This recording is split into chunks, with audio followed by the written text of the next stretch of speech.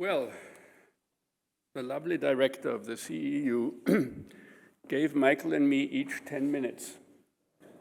So I'm starting with minus 15 and hope not to take it beyond minus 25. It's always good to start with a joke, but I don't have a joke. I have a couple of limericks, but seeing that the people here under the age of 50, probably a couple of wokers, I don't think those would be appropriate. But I do have a short story. It was 1984, and I was hanging out in New York and had time on my hands, so I went to a meeting of the Conference Board, which is a non-profit organization that deals with economic matters. And there was a very important speaker, and he was going to be introduced by the chairman of the Conference Board, and with a short biography, but there was a blizzard in Washington, so the chairman of the Conference Board never made it. So the poor, very important speaker had to walk up to the podium and introduce himself, and he said, by way of introduction, I would like to say that I have known myself all my life, and there's nobody I hold in higher esteem. Now, whether I hold myself in high esteem or not is neither here nor there, because I have been invited as a son. And it's rather nice being a son again, don't you think? So I'm going to talk about my mother. But having said that, Michael actually pointed out that I may be the only person, and looking around, I think I probably am, who actually knew Auden. But it was unfortunately during my adolescent years, and I had other things on my mind, still do actually.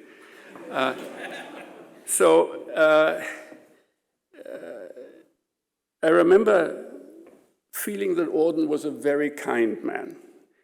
He once walked through our park in Lower Austria in 𝑻𝒉𝒆 with my grandmother Elsa for more than an hour, and he was not a great walker. The other thing I remember is that I would not have wanted to be driven by him in his Volkswagen Beetle. Anyway, but apparently somebody else smashed it up at some point. Now over to my mother, a wonderful mother, a caring mother, a woman of great sense of humor, very modest. She never spoke of her past, never boasted about her relationship with Auden, and she was extremely tolerant. She used to run a paying guest house we had in 𝒁𝒉𝒆, and we had all sorts of guests. Some were not so exciting, some were pretty unexciting. The worst thing she ever said of any of our guests was, "It takes all kinds."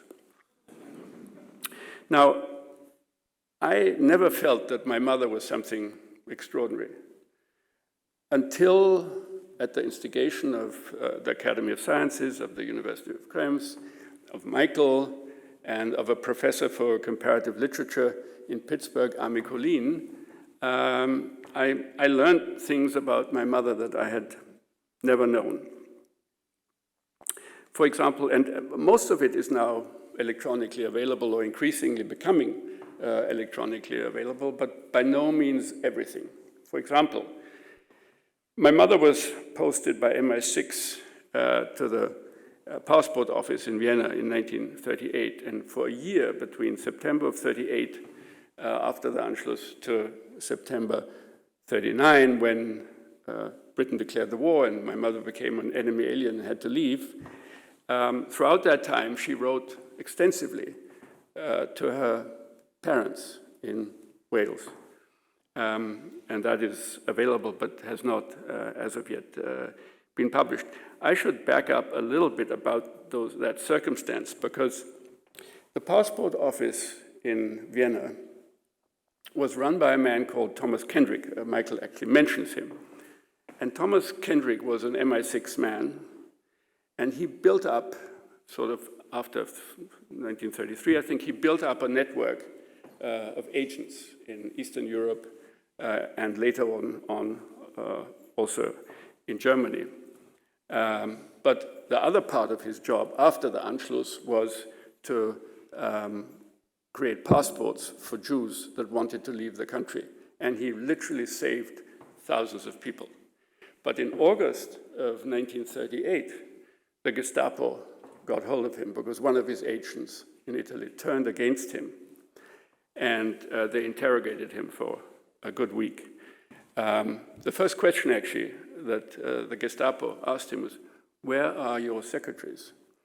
And they released him, but he realized that this was just an interim solution, and he escaped with those 3 secretaries or assistants that he had in August, end of August of 1938.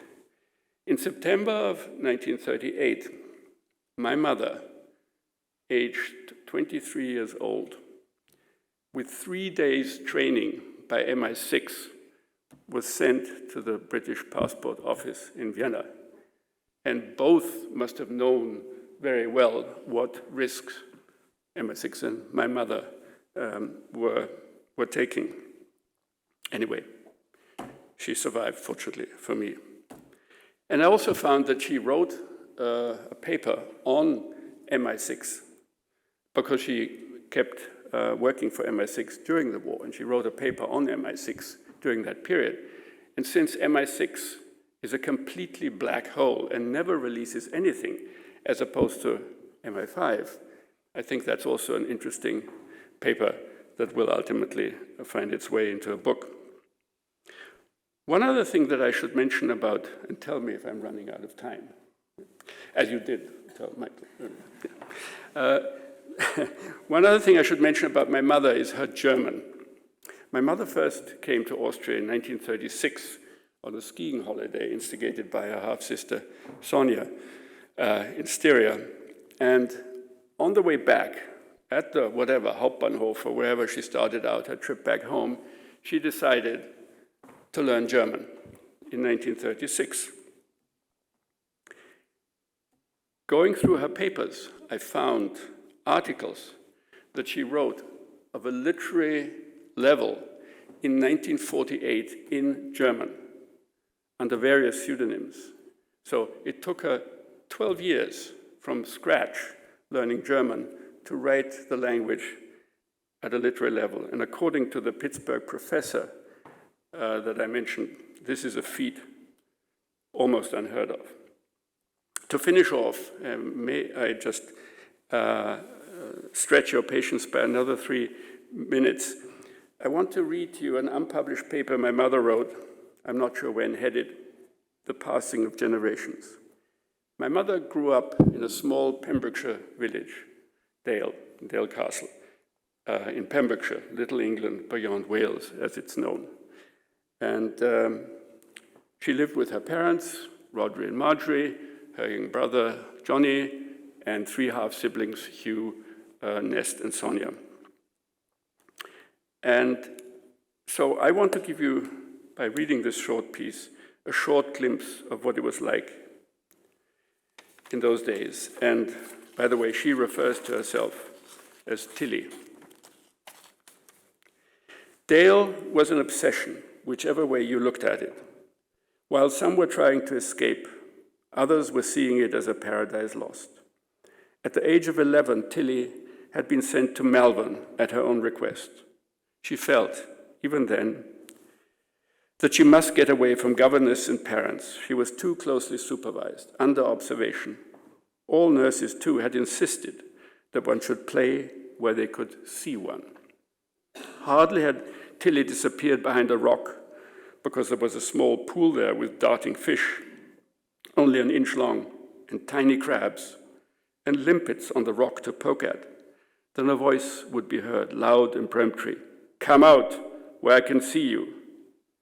Perhaps she had hardly had a clear idea of what she did or did not want, apart from being left in peace. Adolescence was a period when bursts of probably idiotic hilarity were followed by clouds of misery against the backdrop of sheer boredom. She had sprung up during lunch and pounded along the Westdale cliffs, tears pouring. What was it all about? It was probably the tension among the others at the luncheon table which blew a fuse in her.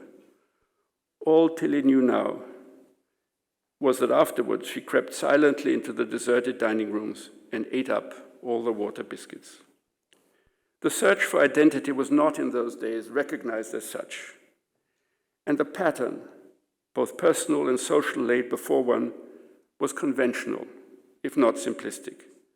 Talk was all of country matters, of the farm currently being rebuilt, of rebate on income tax and of the crops, as well as of those politicians in London, a plague on both of their houses, not a pin to put between them. The attraction of more highbrow interests in music or literature was quickly cooled by friendly mockery. We discussed the airs and graces of a girl who, having been sent to a finishing school in Paris, now put scent on her handkerchief. How amusing. She would get over it. At 17, Tilly longed to be hollow-cheeked and to slink about in black velvet. She refused to bounce about in pink chiffon. Dale was very far away. Where from, Rodri would ask indignantly. This is the nearest village to New York, which is actually a fact. But not for all of that unaware of the outside world. On the contrary, there was an outside world, and moreover, it belonged to us. It was the British Empire, and it was up to us to tramp, or indeed to trample, all over it if we felt like doing so. Neighbors served in the Indian regiments. They farmed or prospected in Kenya and Tanganyika. Cousins married into the diamond mining families of South Africa, worked for Trinidad leaseholds and Central Mining, and in the tea plantations of Ceylon. In the end, they usually came home. It was considered that Jim Young of the Point Farm and his brother were sensible to try farming in Australia, but no one was in the least surprised when they came back. You see, said Rodri, they can't live anywhere else but in Dale. So Hugh, our half-brother, went out to Kenya, and having this interest in geology, went prospecting for gold, and found that his talent for assessing the viability of a site was marketable, but only on a hand-to-mouth basis, and pale faces came out from London with a degree in mining and filled all the civil servants' vacancies. Sonia went out to Kenya and met her destiny. And pottering about Europe on my own, Tilly mused, I met mine. One had to get away, but the ache remained, and it remained for life. Thank you very much.